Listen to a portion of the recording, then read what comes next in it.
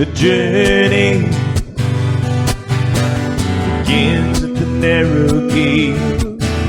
The journey, Jesus beckons me to roam. The journey, where the path is straight. The journey takes me home. The journey takes me home.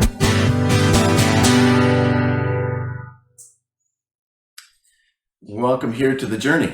Glad you're joining us this morning, this Saturday morning. Might be a different time for you if you watch it Sunday, Tuesday, whenever you watch it, but welcome here. I'm glad you're here with us. I want to say thank you to Randy Calm. Thanks, Randy, for sitting in this chair last week and interviewing Jolene. I appreciate you doing that. Randy did a really great job, so I think Randy can do another one or two of these, don't you think? Yeah, I think you'll have to encourage him to, so he does that. Randy's watching right now going, oh man. Anyway, thank you, Randy. Appreciate you a lot. Well, here in the studio with me, I have somebody who has had received the Perfect Sunday School Attendance Award at the earliest age, the youngest child to have perfect Sunday school attendance, and someone who has said that she really wouldn't be here if it weren't for Jesus in her life. With me, I have Nancy Johnson. Nancy, welcome. Thank you so much. I'm glad you're here. I know you're a little bit on the nervous side of things, but yeah, I'm glad there's tissue here. Well, there we go. There we go. When I get excited, I start crying. Okay. Everybody knows that, So. Well, we'll be good. I'll try to keep it together. Yeah. Well, you do have quite a journey. How God has shown up in your life. So why don't you start us off with that journey?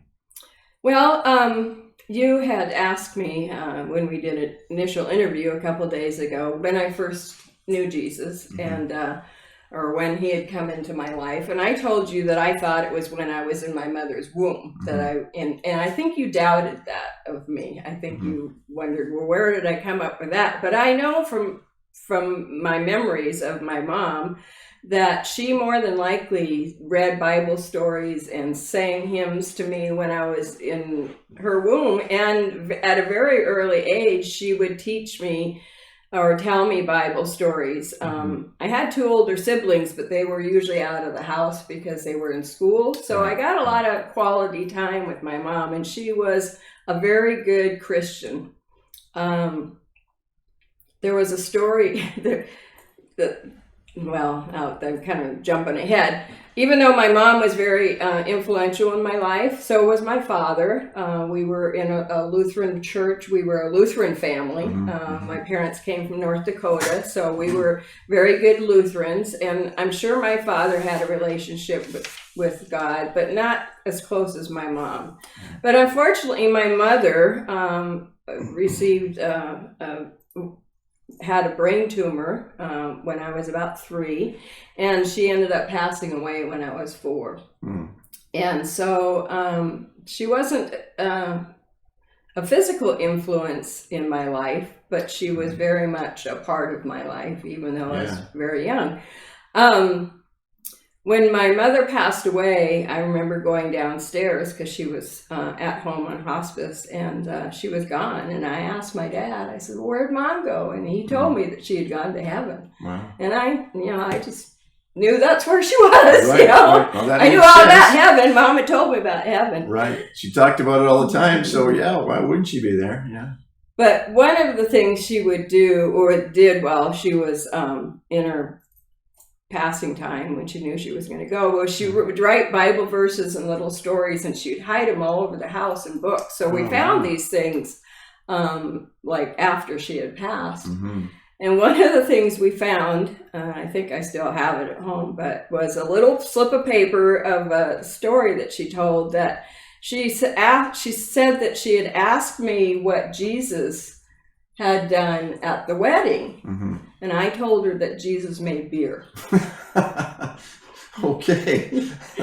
So I knew the wedding story. I knew a lot of Bible stories. I remember growing up and hearing the Easter story. And I mean, Jesus was like my best friend, and I remember them telling me that he got hung on a cross and nails put through his hands and feet.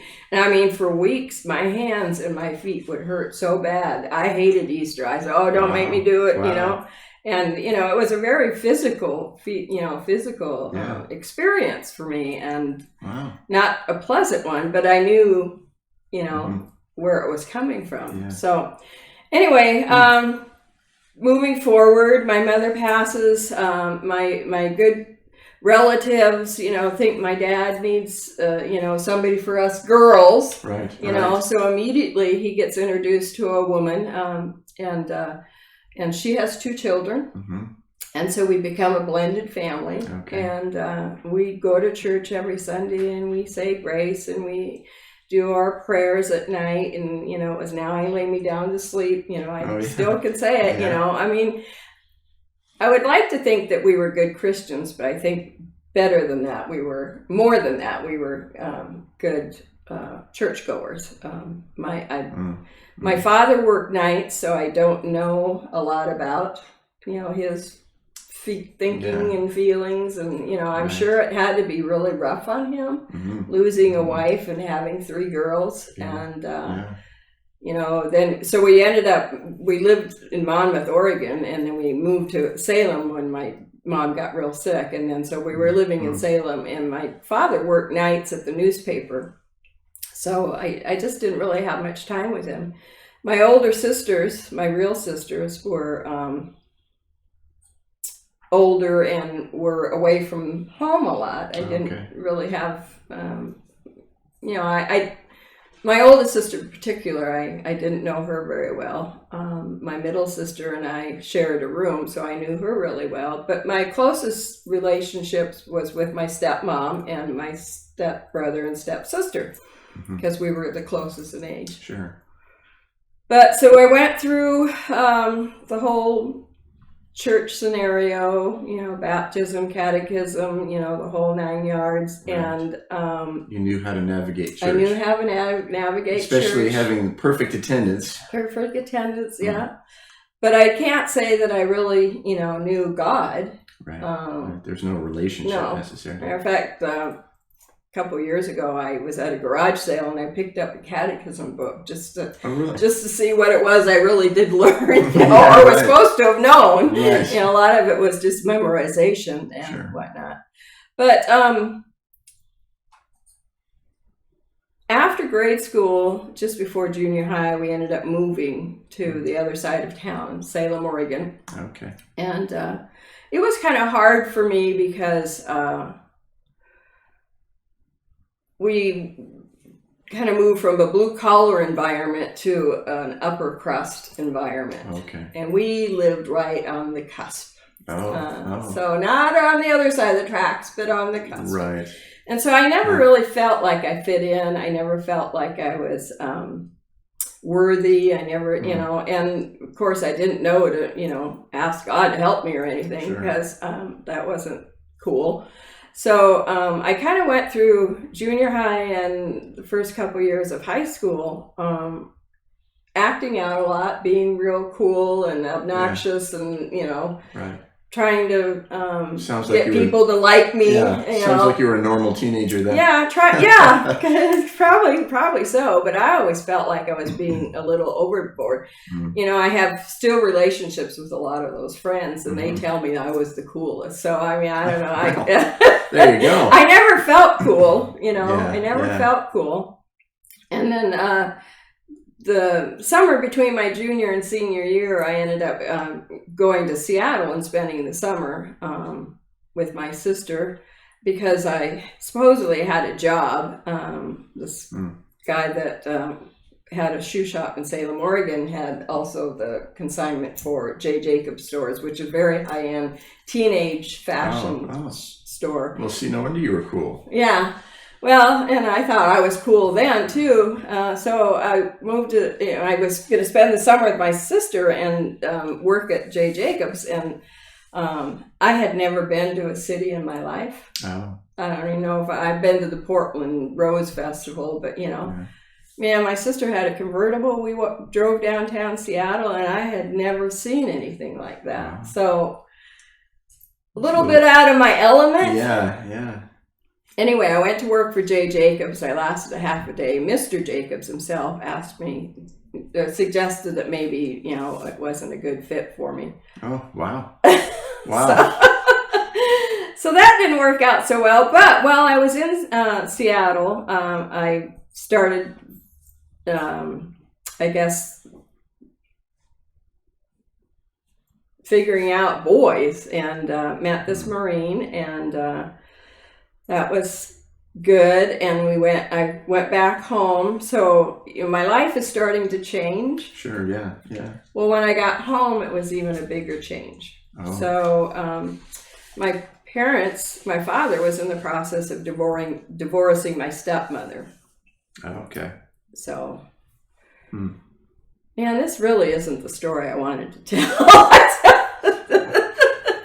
Well, you're in high school at this time, right? Yes, I'm in high school, and so my parents get divorced. I'll get to the good part. Okay. The parents get divorced, and I'm living in a house. My father's working nights.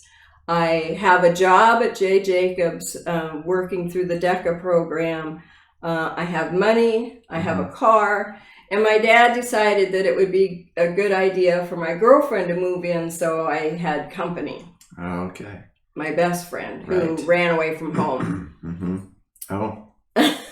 Gotcha. So, anyway, so that was the scenario, and also the scenario was all the kids came to Nancy's house because, she had all this stuff going on. So now all of a sudden you are the cool person. Yes, I am the cool person. With all the freedom to do whatever anybody wants to do. And I'm going from adolescence to adulthood, like whammo. Right. And you probably didn't have perfect Sunday school attendance. No, I didn't have perfect Sunday school attendance. As a matter of fact, I think that's my father we never talked about it, but first of all, I started working retail.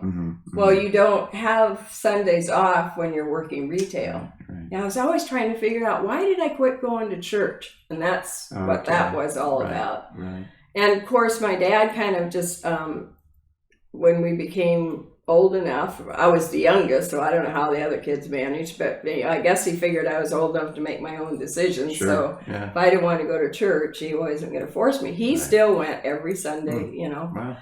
Matter of fact, I don't think he ever missed a Sunday. But anyway, to make a long story short, everybody is coming to Nancy's house. I'm really cool, and do you want me to tell the story, or? It's all up to you. Well, so this is when I started making really bad choices in my life. And not only did I make bad choices in my life, but I will have to tell you that I was probably the best sinner that has ever walked. I mean, I was really good at it. So we'll let you and Paul debate that one day. Yeah.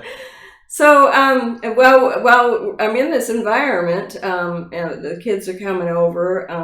The government decides that they wanted to put an end to all the cool stuff that was happening in Salem, Oregon, because it was very conservative, capital city, all-American, city. And this is 1967. Okay, so the Vietnam War is going on. People are, the hippie thing, free love things happening. Marijuana and drugs are available. Yeah. So they decided that they were going to bring somebody in from the outside, a narc, and he befriended me, which I really appreciated. And needless to say, I ended up getting some marijuana for him. So we were going to have this big, huge party at my house, and everybody was supposed to come over, and for some reason, which is a God thing, I called it all off and said, you can come and get your pot, but just that you have to leave. He was from out of town. You got to get out of here. I don't want anything. So he comes over, and about the time he walks through the door, there is people knocking at our back door. So my roommate, opens the door, and there was the county, state, and city police Oh, at my Nancy's goodness. house, Oh. and 2 matrons. So, Yeah.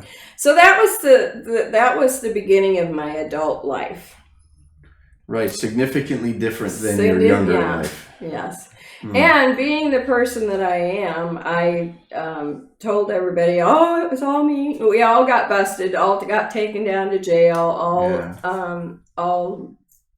So anyway, that was the change in my life. That was where my life really changed, because I thought I was going to go to college. I was saving money, Mhm. Well, the money got spent on lawyers. I never did any time. I don't even know if I was ever convicted, but Right. that was a real turning point. They you say had- that there's, that you have these Something that shifts phases the that direction you go of your through. life. Yeah, right. Yeah. Well, Well, that was and a you had, shift. You had said you used the phrase, and Jesus had left the building. Yes, Jesus had left the building. Yeah. Mm. Because all of a sudden I just was on my own. Yeah. I decided, not only did I, could I trust anybody? Like I told you, I think I had a nervous breakdown that summer. Yeah. Because I had no friends. The hip people didn't want anything to do with me because they thought I was a snitch. Right. And the cool people, the straight people didn't want anything to do with me because their parents wouldn't let them. Sure. So now you're person non grata. Yeah. Maybe even worse. Yeah, so I kind of just started doing my own thing, and I have to say that the choices got worse and worse and worse. So, I didn't tell you this, but my senior year in high school, they showed us a movie for drug education. It was in my social studies class. Yeah. The movie was Reefer Madness. Oh. I don't know if you've ever seen that movie, I don't but know that it's I have.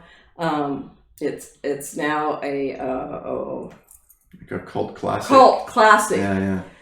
The Wow. guy smokes marijuana. He breaks the neck off of a Coke bottle and tries to cut his wrists, and ends up in a straitjacket. Good grief, that's an This was our uplifting movie. that was our drug education Wow. in my senior year of high school. Wow. So needless to say, I thought I was a really terrible person. Mm. Really terrible person. Yeah, I remember you saying that. I had disappointed a lot of people. Right. And that really drove you in an opposite direction of Christ. Yeah. So then along that time, my roommate becomes pregnant. So we have this brainstorm idea. Well, let's go to Canada and get an abortion. That'll take And care you're of about everything. 18 years old. Yeah. Yeah, it wasn't legal, and that's a whole nother subject. But anyway, so that's what we did, and we liked it so much, we decided we were going to immigrate, but we couldn't immigrate because I had this record, supposedly. Right. So we got another bright idea, well, let's marry a Canadian. Oh, wow. Wow. Making bad choices. So Well, Canadians are good people. No, I'm just he was a joking. really nice guy too, which was that was the bad part about it, because 2 weeks before the wedding, with all the invitations out, we were going to get married up at the university. His parents were coming, everybody was coming. 2 weeks before the wedding, I called it off and told him I couldn't do it. I just, that wasn't. Wow. I didn't want to be normal. Right. That wasn't my calling, but as things progress, as life goes on, you think that you would learn something from that, but no, I just kept being little Miss Independent and trying to solve all my own troubles, and so I took off and I went to Seattle. Fell in love with a guy that I had met before, the summer before. Unbeknownst to me, I fell in love with him, but I also wanted to help him. Right. Because I'm a very helpful person. Yes. So I tried to take care of him, and in the process of trying to take care of him and figure out what was going on in his head, I found out that he was a heroin addict. Right. So I thought, well, the only way I'm going to understand where he's coming from is if I try it myself. Well, that's not a good idea. So No. Nancy spent 3 years as a heroin addict. Do you remember what you wrote about that? Mm-mm. You said, do not let anyone tell you drugs and alcohol are not addictive. Yeah, do not, under any circumstances, let anybody tell you, and certainly do not believe that it's not addictive. Yeah. Because even if it's not physically addictive, psychologically, you will replace anything that's going on in your life with the high. Wow. Yeah. Whether they're good things or bad things, it takes over your life, and you have no control. Yeah. But God being God, I love that phrase. But God. but God being God, I literally overdosed 3 times while I was an addict. I was a functioning addict. I went to work 5 days a week. Yeah. I went cold turkey the weekends so that I could keep my consumption down. Right. Went to work every week, but every once in a while I would get a bad dose, and 3 times I died. 1, I had an out-of-body experience. Right, yeah. So that can only be the hand of God. Right. Saying, no, not yet, Nancy. Not yet. We've got a plan. Yeah, there's a plan. So most people who end up with drug addiction, have to go to therapy, and, well, you're helping Nancy. No, I did get hooked up with a psychologist, and I went through a couple methadone programs, and through the psychologist, he was trying to counsel drug addicts, but he didn't know anything about drug addiction. Oh, okay. So he and I started working together as a team. Oh. Which gave me, I became responsible to him. Right. And of course didn't want to disappoint him. Yeah. And so I was able on my own just to say, I'm not doing this anymore. Wow. Not on my own. That was a God Right. thing. Yeah. Let me Yeah, rephrase that. Yeah. No.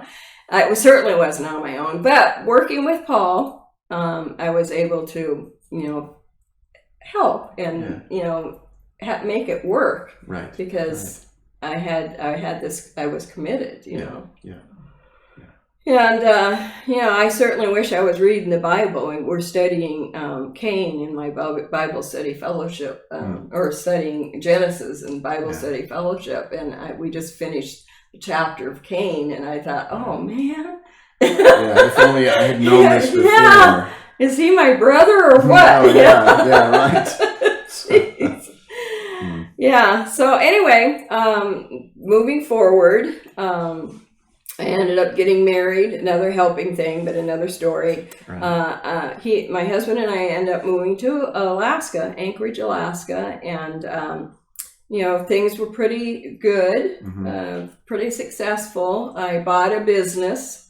My husband was a recovering addict himself, but for a different reason. He had gotten hurt in a bad construction accident, and he got hooked on drugs via pain. Right. His leg was totally crushed, and so but he knew a lot of people in Alaska. Plus there was an epidemic in Seattle that was going on of heroin addiction, and things were getting a little tense around the house, and bad people were showing up. So we thought maybe time to get out of here. Sure. So we did. We went to Anchorage. I bought a business. He trained himself, or retrained himself, as a custom jeweler, and we had things were going well, other than the fact that a new drug was coming into our life, and that was cocaine. This was in the 80s, and this was popular, and this was in the 70s, and it was very popular, and it was very social, and Nancy had a very social environment with the store, retail store, and my husband being a jeweler, and so we had a lot of entertaining that went on, and a lot of cocaine and alcohol. I would not let heroin into my life or anybody else's life that I knew, but they told us that cocaine wasn't addictive. Do you believe that? No. No. Certainly not. No. And not only did I start doing cocaine, but I got turned on to Annie Greenspring's Peach Creek wine. Okay. I didn't even like alcohol before then. I don't even think I'd ever even drank. But they came out with this peach wine. They made it taste so good. Oh man, what a high, So, and we were having a really good time, but we had different business philosophies. I think that's how you say it. So we ended up parting, getting a divorce. Mm-hmm. And you were somewhere around 26 years old? 25. 25, 26. Yeah. Okay. You had commented that those days, the whole getting into cocaine and the peach wine and whatnot, and just all that was going on in the store, you had made a comment of that's when you felt like you kind of sold your soul to the devil. Oh, no, he's coming next. Oh, he's coming. Okay, I'm a little bit ahead of the story. Sorry. I didn't even sell my soul. I slept with the man, Oh, yes, gotcha. Yeah, so I get divorced and I'm in my store and everything's cool and groovy. I'm the light of town, And a gentleman walks into my store, and I had met him before, but I didn't remember. But he introduced himself, and he asked me out, and we spent the next 6 years together. Right, and that was Satan the devil. Incarnate. That was Satan. I could show you a picture, and you could see. I mean, he even had a pointed beard. Oh wow! He was, 6'2", 210-pound Latino, very attractive man, very charismatic. Just whatever gal would want, Right. But very wicked and. Yeah. Well, he just had a different life. Yeah. He didn't have God in his life. I think he did though when he died. From the stories that I've been told, but that's a whole other thing. But anyway, so he came into my life, and he actually was a drug dealer. And I got him, anyway, I convinced him that if he was going to sell drugs, he needed to sell cocaine because everybody was doing it. And if he got in trouble, he could tell it, he could pay his doctor, lawyer, and merchant in chief, and no one would care because everybody was doing it. That was what, this is Alaska. This is Alaska in the 70s. So you have to understand there was not much, it was its own environment. People came to Alaska to get away. Either they were running from the law, or they were running from a divorce or a bankruptcy, or, unless you were a native. Anybody that was white pretty much came from the lower 48 to escape. Wow. Yeah, so you put all those people together, and it's stirring the pot, I'll tell you. Right. Anyway, the pipeline starts, and Alex ends up going to work for the pipeline, and I wasn't going to say his name, but that's okay. He wouldn't care. And so I followed suit. I closed my store in Anchorage, and I moved to Valdez, and I opened a store in Valdez. And Valdez was like a gold rush town. Yeah, wow. There was 5,000 men in terminal camp that were making about $2,500 take home a week. Wow. And there was no place to spend it. Right. So Nancy took care of all that. Oh, right. You hooked everybody up. Yeah, I had a store, and I was the only store that sold, like clothing and paraphernalia and things to hang on your wall. They're all living in these camp environments, So, and I had the coolest music playing all the time, and the coolest clothes, and traveling all over the world, And Alex, in the meantime, had all the other side of the stuff. I was the upfront person. I was the legit person. Right. Alex, and they could get the rest from him. Yeah. So anyway, so that was our life in Valdez, and pipeline shut down, and Alex lost his job and decided to move back to Anchorage, and Nancy has like her second nervous breakdown. Yeah. So I followed him there, and then I spent the worst 3 years of my life trying to deal with that whole scene. But God came along. There he is again. Yeah. And gave me an opportunity of going to school. Mm-hmm. So I ended up starting at the community college, and I found that education was my lifeline. Oh.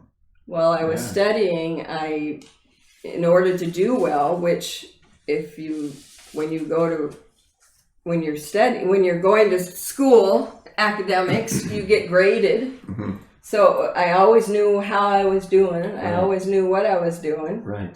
But in order to do that, I had to be clean and I had to be sober. Sure. And you became that. And I became that. And I also met friends at school, which was not, Alex wasn't very happy about that.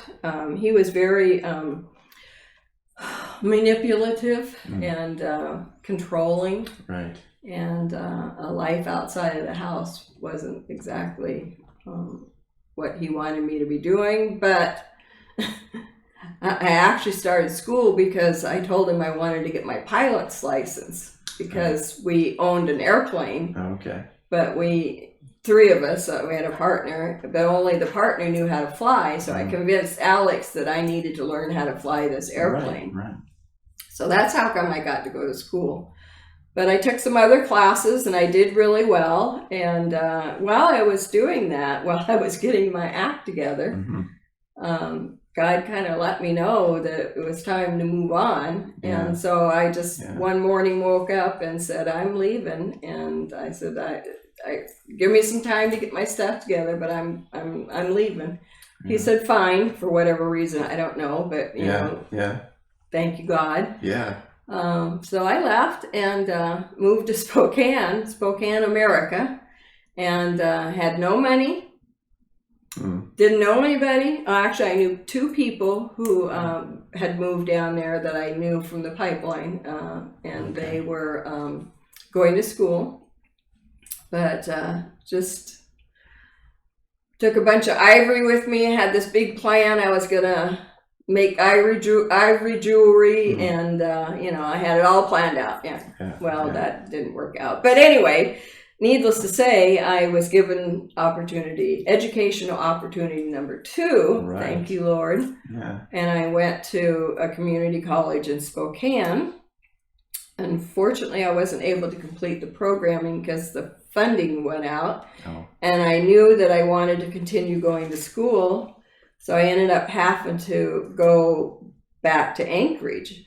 But while I was in Spokane, a really God thing happened. And that was, well, first of all, that was probably my third nervous breakdown. Right. Wow. I've never seen a therapist, but I just know that's what it was. But every Sunday I would cry like a baby from the time I woke up in the morning to I'd go to bed. Sometimes in between, but always on Sunday. My roommates thought I was wacko. Yeah.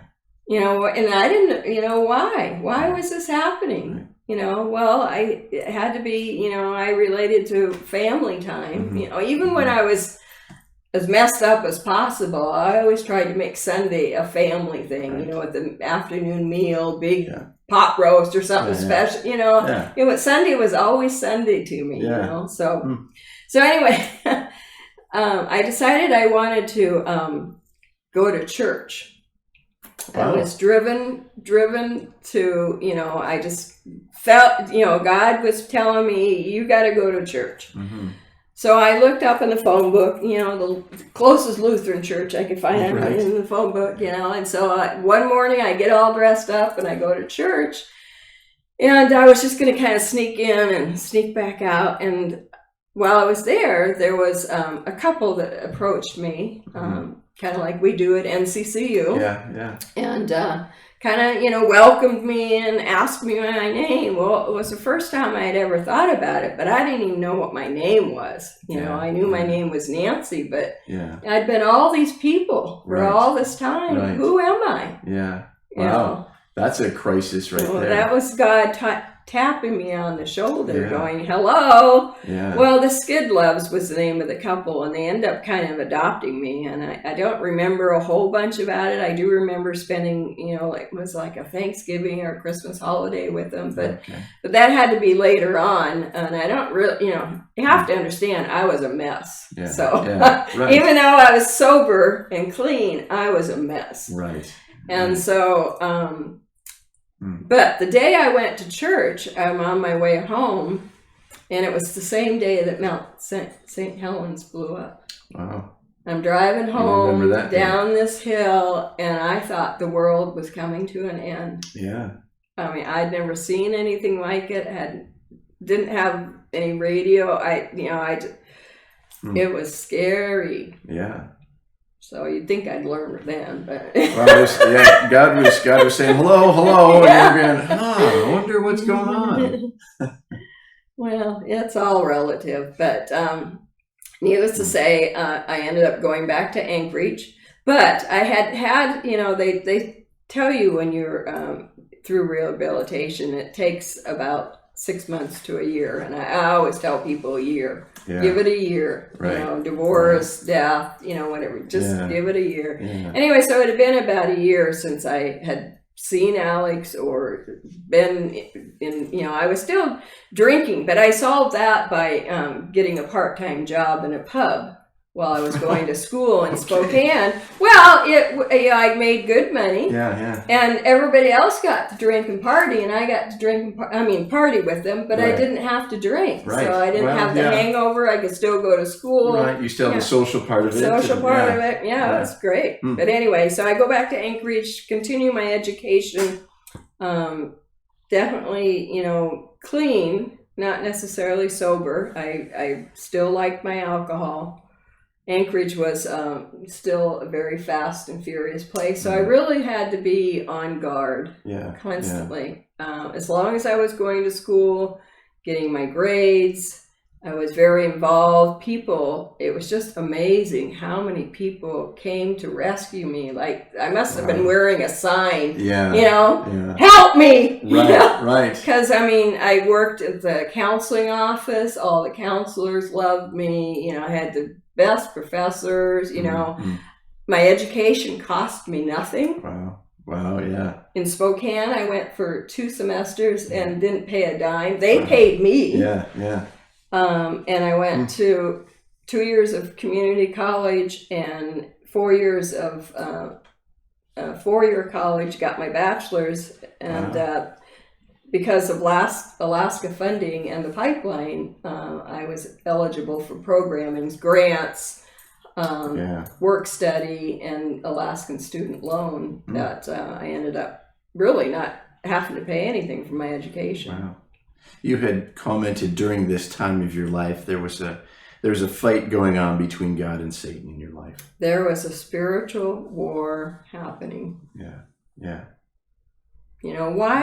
Why am I given all this? Why have I gotten this? I should be dead. Yeah.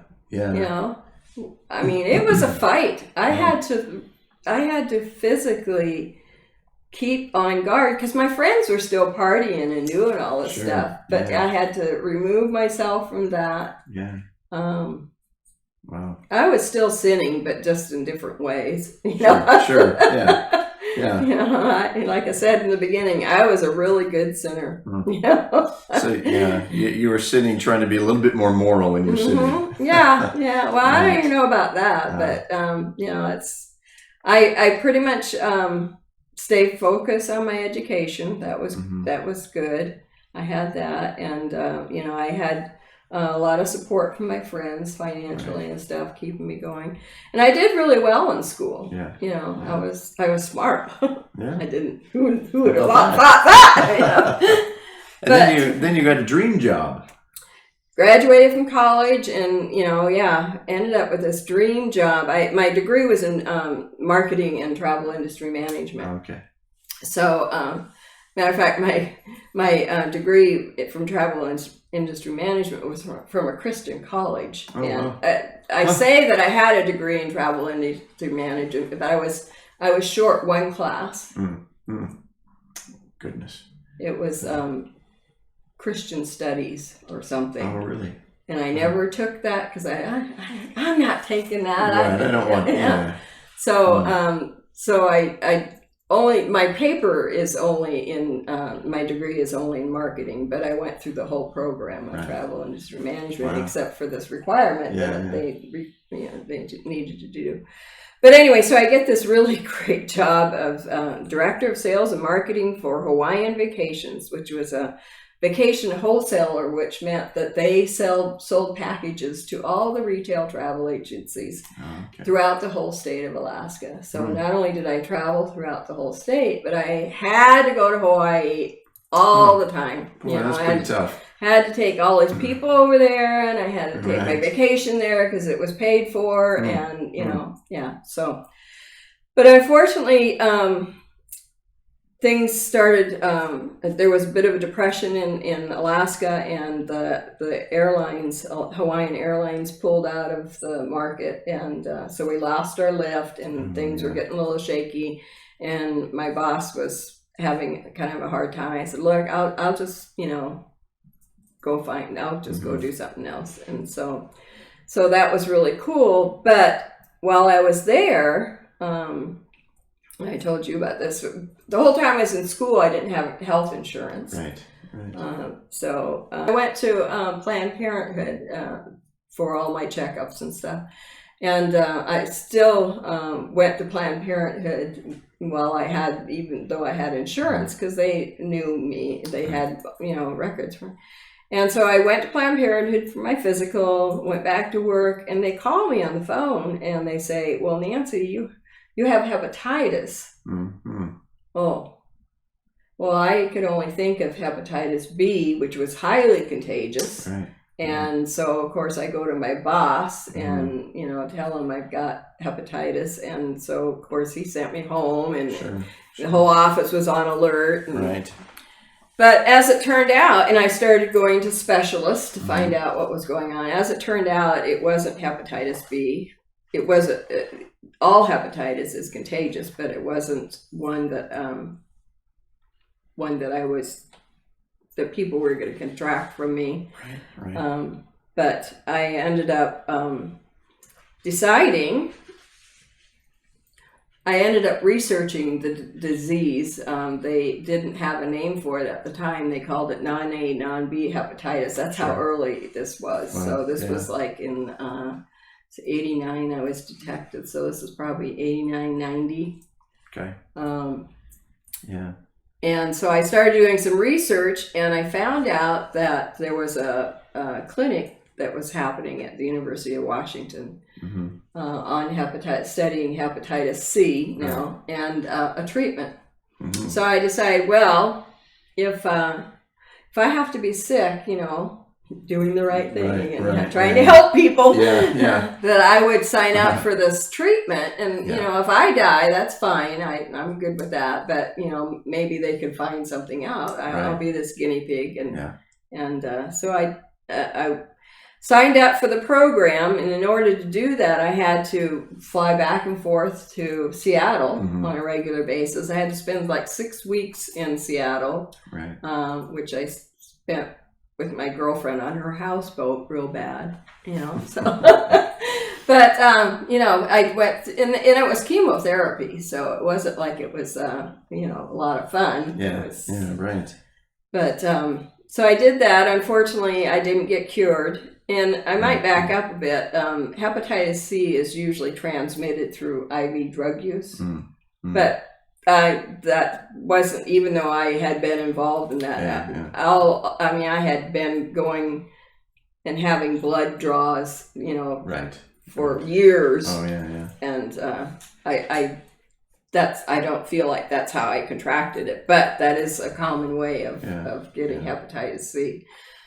So, needless to say, I'm going through this therapy, and I'm trying to cure myself. I'm trying to work a job. I think I'm dying. And my dad ends up being diagnosed with liver cancer. So Nancy makes another transition. Right, going back to Salem. My sisters asked me if I could or would, because they really couldn't, and my dad was on hospice, and so I took a leave of absence from my job, and I sublet my apartment, and I moved down to Salem, and I spent 3 months with my dad. Unfortunately, it wasn't the 3 months that I wish I would have had. Sure. I was going through my treatment, interferon treatment, and now they were combining it with other drugs, so it was really a cocktail. So you weren't feeling good. Yeah, I wasn't really feeling too well, and my dad was, pretty medicated. Sure. So that we didn't communicate a lot. I asked him a lot of questions about my childhood, but he didn't where'd I get my name? Yeah, right. Who named me anyway? Yeah. He didn't remember. So But I spent 3 months with my father, and I was sleeping on the hide-a-bed in the living room, and my dad was doing really well, up until like the last day, pretty much could take care of himself, and got to the bathroom and did the shower thing and everything. Last day I did have to have my neighbor come and help, but about 3 o'clock in the morning, I was awoken by a thud on the door and the brightest light that I had ever seen. I mean, it was like shining right into the living room of my dad's apartment, and there was no way that it could have been headlights or traffic or flashlights or anything. It was too bright for a flashlight, and he lived in a courtyard, so there's no traffic there. And I knew, it woke me up, and I knew as soon as I saw that light that it was an angel. Wow. And it was an angel that came to get my dad.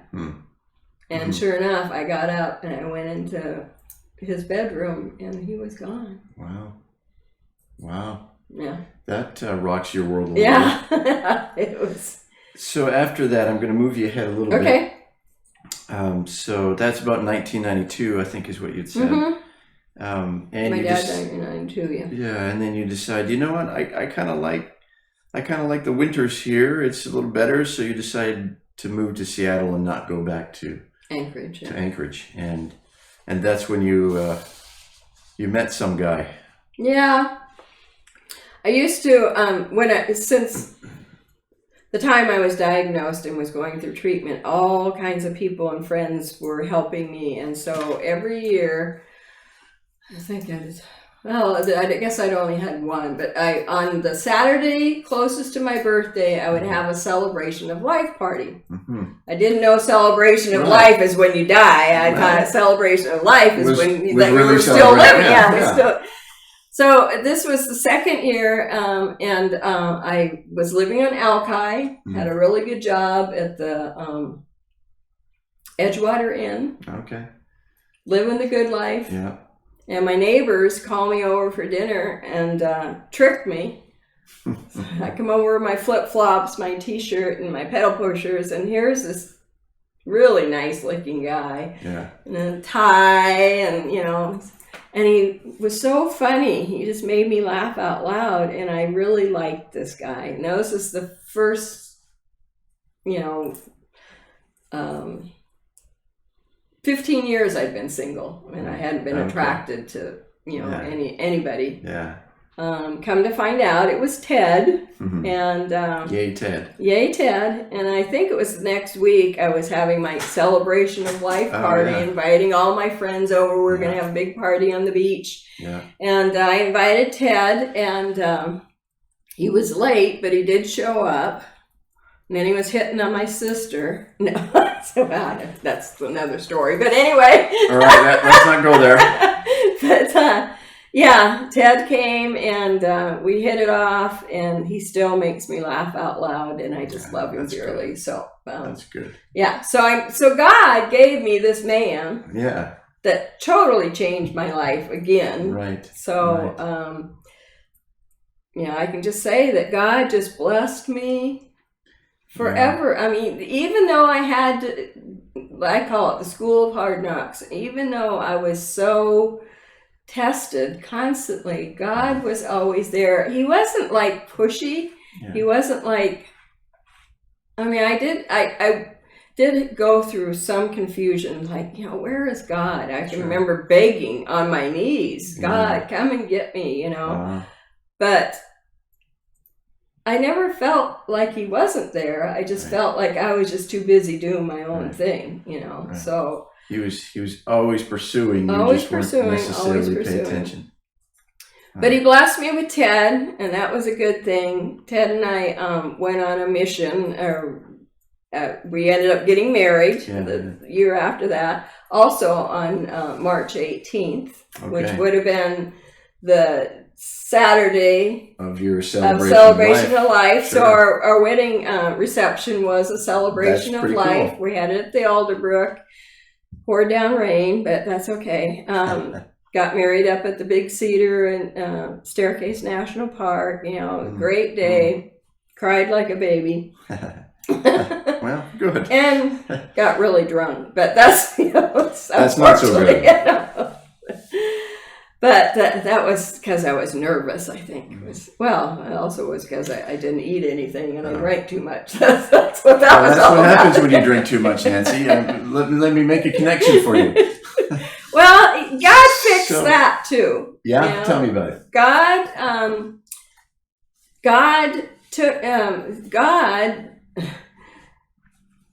sent me to the doctor with my hepatitis C for a checkup, and the doctor ends up telling me that I have lesions on my liver. Right. And I said, well, what are lesions? Yeah.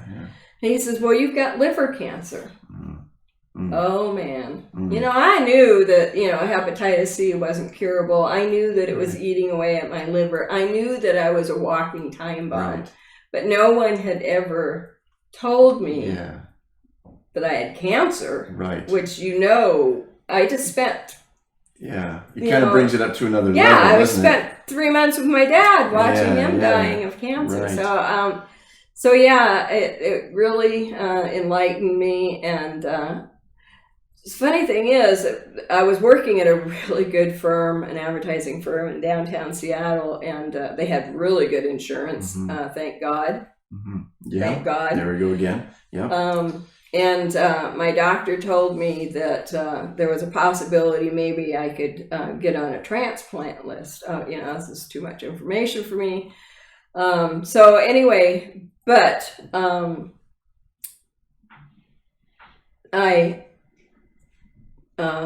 they did end up putting me on the transplant list. Yeah. But I couldn't get a transplant because of the insurance. It was pre-existing condition. Gotcha. I had to wait. Yeah. Which I thought, oh gosh, how am I going to do that? Mm-hmm. And then people on the transplant list, they don't necessarily get livers, just because you're on the list. Sure. But because I had liver cancer, it put me up a little higher on the list. And, of course, Ted's there supporting me through the whole thing. I mean, poor guy, he gets married to this woman who's like going to leave him any minute. That's how I felt. Right. So we end up getting on the list, and my insurance kicks in, and you start wearing a beeper. Yes. When it's time. When all the paperwork gets done, and of course, this is where I got saved from the alcoholism, because you have to sign a waiver saying, or not a waiver, but a paper saying you will not, a contract, you will not do drugs or alcohol. Right, so from that day, I have not had a drink. Wow. Well, a little sip. I had chocolate. I had to taste this chocolate wine. But, from that day, I cannot tell a lie. That I told you the story about the mouse. Yes. So anyway, so from that day I had to sign paperwork. So I haven't drank since. But so I get the beeper, and Ted and I are thinking we're going to have a long wait. And oh gosh, 3 weeks. Which is really miraculous. No, that's more than miraculous. That's a total blessing. Right. Right. Only God could arrange Only that. God. I mean, people don't. And the reason that I was offered this liver was because of my blood type. I have an unusual blood type. I don't know what it is because I never remember those kind of things. that's Ted's my nurse. He takes the notes. But I ended up being on the list and a perfect match for this liver. Wow. Unfortunately, the liver that I was offered had hepatitis B. Oh. Yeah, and probably what I assume, because I never was able to know where it came from, because they keep that. Sure. I wrote a letter to they give you an address where you can write a letter, and I actually sent them an Indian prayer in the letter. But with having hepatitis B, I kind of figured that they probably had an alternative lifestyle. Maybe, yeah. Yeah, and I felt really bad for that person. But I got the liver, and I had the most miraculous transplant. I was healed in, I think, I got my transplant was June the 5th, and I was back to work by September. Wow. And this is 2005. Yeah, it was only part-time, but, and then the process of that, my husband decides we're going to remodel the house so that we can retire, because we were on this 10-year plan. Sure. And I was going to be the first retiree from my company, and I was going to retire in 10 years, only I was at 9 years, 6 months. Yeah. And I just couldn't work anymore. And so they gave me a retirement party at my work. And one of the gifts that I received was a book from this gal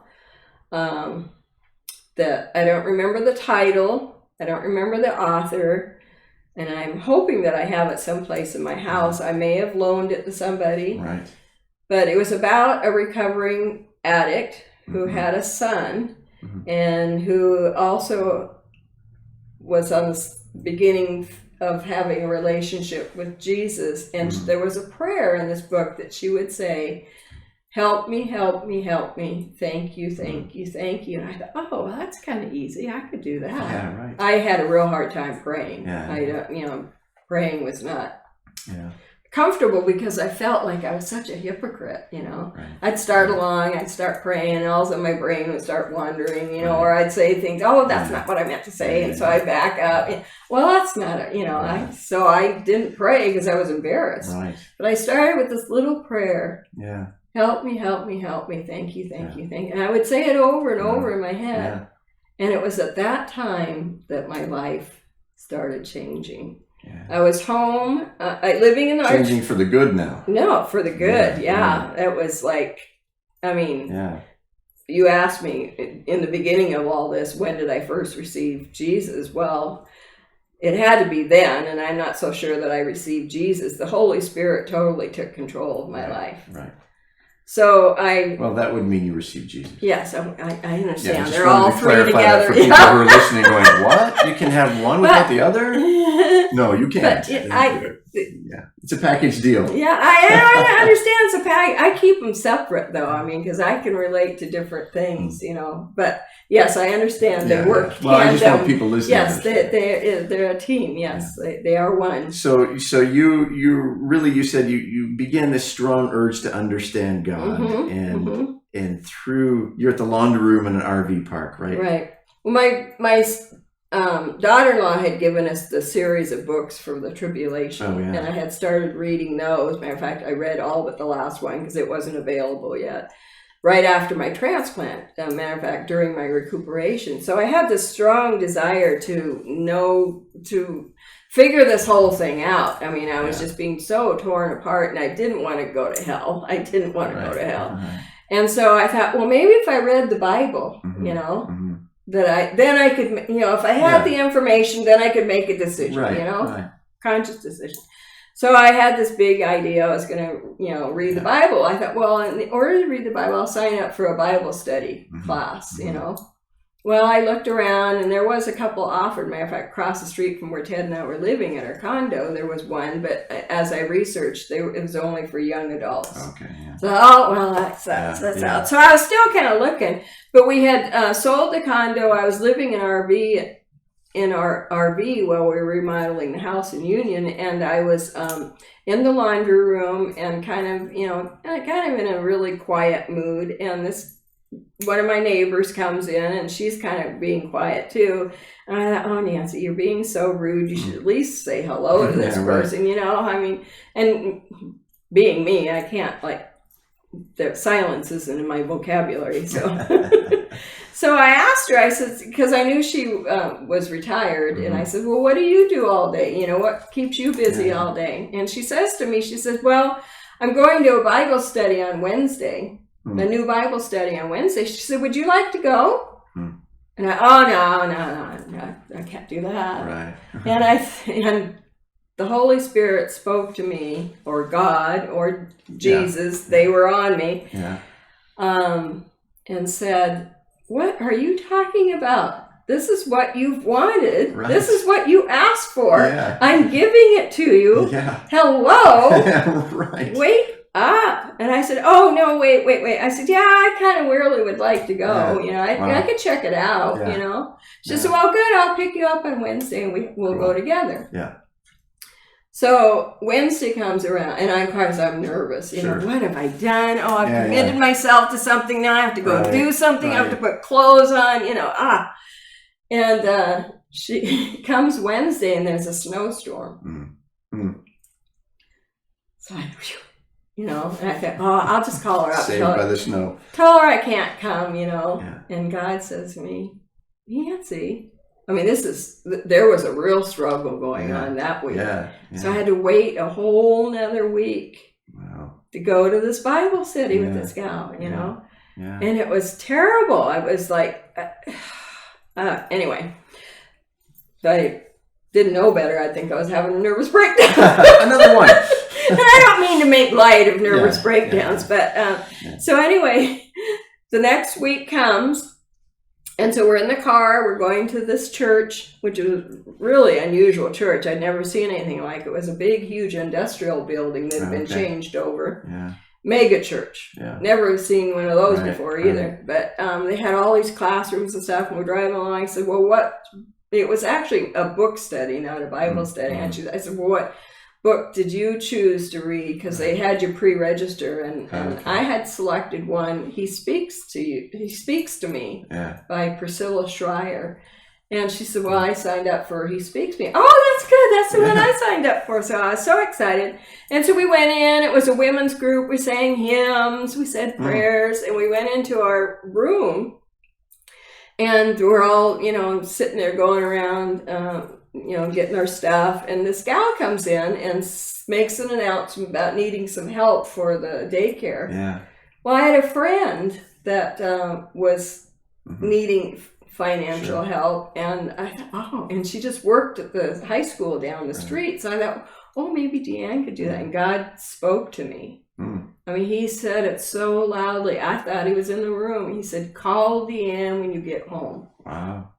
Well, so you did. also in the process of that, we're going around introducing ourselves, and it comes to me, and I'm bawling like a baby. I just Wow, because the Holy Spirit's doing something. Yes, in you. I was so overwhelmed by being there, what I'd gone through to get there, and then actually being there, and then having God speak to me. I just was a wreck.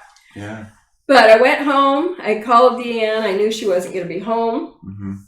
Called her up on the phone and left her a message, told her to call me, which she ended up doing. Well, in the meantime, my other girlfriend, now Deanne and Linda are my two friends, and they worked for me in my store in Valdez. So these are longtime friends, you know, employees, friends, younger than me, but matter of fact, they told me, I've since found out that they considered me more to be their mom than their boss. But anyway, she had been taking Deanne around to different churches because Deanne was really struggling and having a need to be involved in a church. That's how she grew up. That's you know she really. And so Linda, who didn't want to go to church, was taking her around to these different churches. So I was on the phone to Deanne. I said, well, you know, I went to this Bible study, and I said, maybe it was at this church. Maybe you'd like to go with me. It's real close to your school, and you can find it.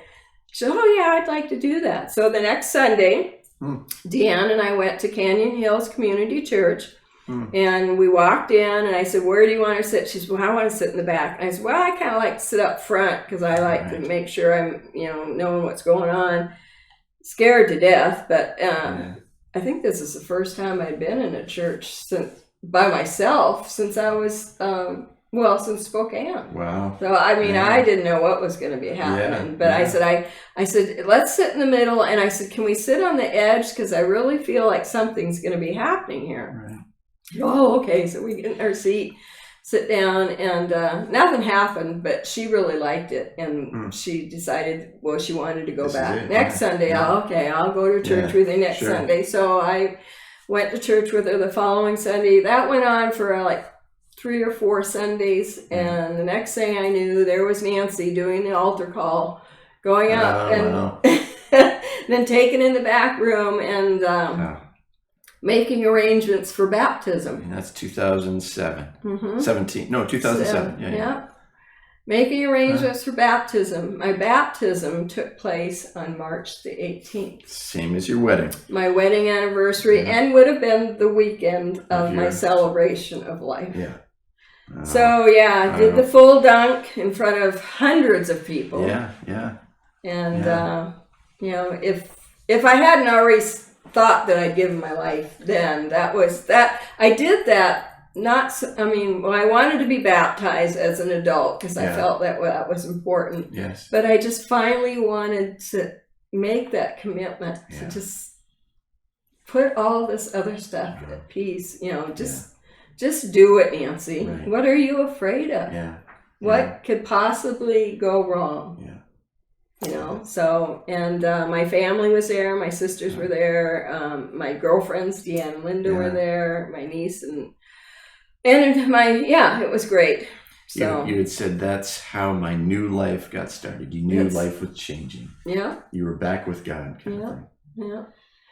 So, about that same time, the house was being completed. We moved out to Union full time. Yeah. And even for several Sundays, I drove from Union to Mill Creek, which is north of Bothell, to go to this church because I just didn't want to let go. Yeah. I was so afraid. Yeah. Well, I was afraid. Oh, I just... Yeah, he was kind of keeping you stable. Yeah. So in the meantime, Ted and I lived in the house during the summer months since New Community Church of Union had started. And, every Sunday we'd bringing in the saints, singing the hymns and we kind of tapping our foot. I wonder what those people are doing over there. We should go check it out sometime, Well, finally I kind of got tired of driving to Bothell. Or to Mill Creek, and I told Ted, I said, I'm going to go down and check out that church. I said, do you want to come? No, it's okay. You go ahead. Yeah. So, wasn't ready yet. So I went down there, and I thought, well, I'm just going to sneak in, and I'm going to sneak out. No sneaking. No sneaking. Not when Lola's around. Right on. So I went in and sat down, really enjoyed the singing. Hadn't quite seen anything like that before. Hadn't quite seen anything like the fire hall before. Right. Enjoyed Pastor Terry, kind of thought, Now going from a Lutheran to a mega church and now this, I'm going, maybe not my cup of tea. Right. So I'm just going to, And I'm on my way out the door, and Lola comes running after me. She says, hi, my name's Lola. I said, hi, my name's Nancy. She goes, I see you're new. And she starts yammering right on about this quilting group. Right. And God, he hooks me. I said, I've always wanted to learn how to quilt. Yeah. So I got involved that next Wednesday with the quilting gals. Yeah. Well, they all went to church, and I could go see them, you know. So anyway, I started going to church, and really found that it was a comfortable place to be. I was learning about the Bible. I was still really focused. I was determined that I was going to read the Bible. So this is about the time I was trying to read the Old Testament. Yes. Terrible. all that killing and sacrificing, and Didn't make much sense, huh? Oh man, no. And I said to my sister, who has been a Christian since the day she was born, but I'm really a church going, I thought certainly she's read the Bible. Sure. Call up my oldest sister. I said, have you read the Old Testament? I said, how do you do that? And she goes, it was depressing, and I couldn't quite get through it. Now this girl goes to church every Sunday. So I thought, well, maybe I'll start with the New Testament. Sure. So I started, everybody says, read John. So, matter of fact, even when I was going through the hard times, about that same time, my sister sent me the Bob Dylan album. Oh, yeah. She had been sending me books on John. There was a double series, and I'd kind of thumbed through it a little bit, but never really read it. Yeah. So I pulled those down, and I started reading that, and that was really interesting. And then wasn't until you came. Well, there was. Let me just back up. Sure. Well, I think you were here, but maybe it was just right before or right after. I was having a really, really, really terrible struggle with nightmares. I mean, very graphic, vivid, horrible nightmares. Yeah. And I was involved in a home team with Jan and Dell McNeil, who are no longer here. Judy Board was involved. Kathy and Kent were there. We, I don't remember what we were studying, but I just felt like Jan was probably somebody that had some answers. So I asked her to go to lunch with me. And I said, I'm just having these really terrible nightmares. And she goes, we ought to start a book club, I said, well, can Lola come? Yeah, nice. And so the three of us, and this has been probably 5 years ago now, started getting together every Thursday, doing a different book. Yeah. And having that information, having it in a different format than the Bible. All the books we did were biblicals, like we did A Snake in My Garden and Bad Girls of the Bible, and they were always in heaven, and always a biblical theme. But having that and the Bible, and then finally when you started teaching your classes and the way you preach in a teaching manner, and you can connect the Old Testament with the New Testament, and it starts making sense, Oh, good, yeah. And then Jan and Lola had both encouraged me to get involved with Bible Study Fellowship. Oh, I'm not going to get up at dark 30 in the morning and go to Olympia, and So for 2 years I fought them on that, and I finally said, okay, I'll go, and then we started with Romans. Right. Oh boy! Oh yeah, that's a book to start with. Wow. So we did Romans, and it was. So I'm still, matter of fact, we had Bible Study Fellowship here at the church, and then now it's being offered at Olympia. Right. Now we're doing it on Zoom. We're doing Genesis. Okay. Another eye opener. Right. Yeah. I thought I'd read Genesis. I mean, that was because that's where I started. I hadn't studied Genesis. Sure. I mean, talk about being able to relate. Yeah. And I think I mentioned here someplace that I was wishing that I'd read Proverbs. Yeah.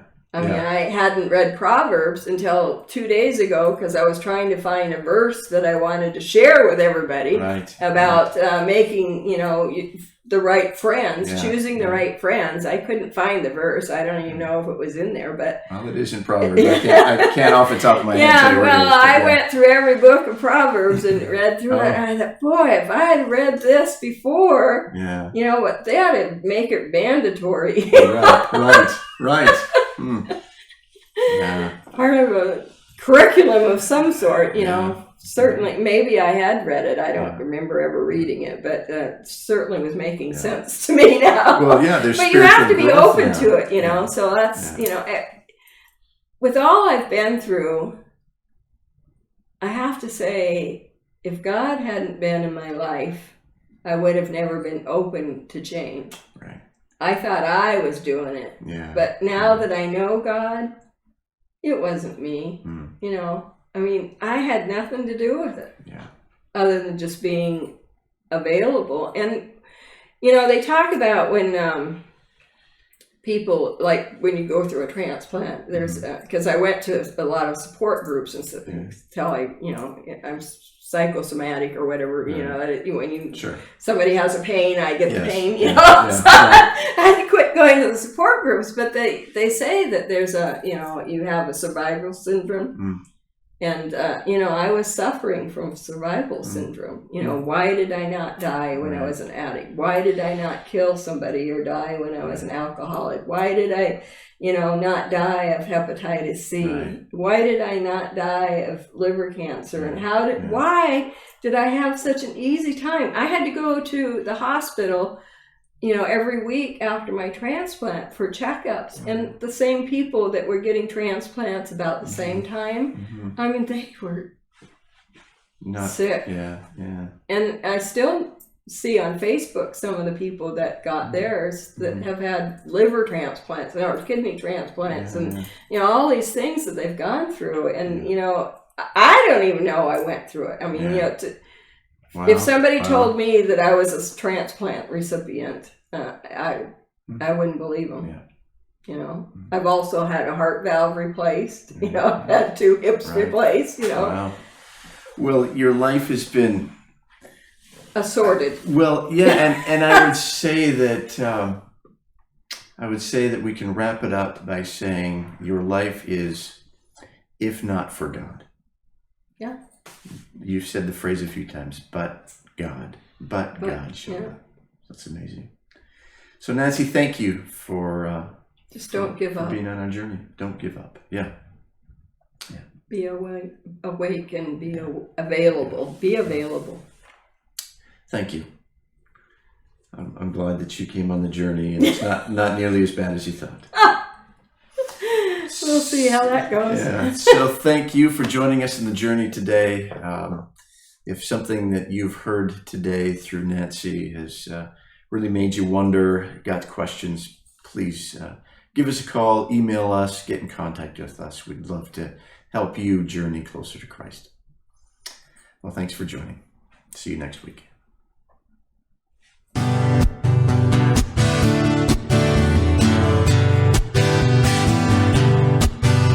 The journey begins at the narrow gate. The journey, Jesus beckons me to roam. The journey, where the path is straight. The journey that takes me home. The journey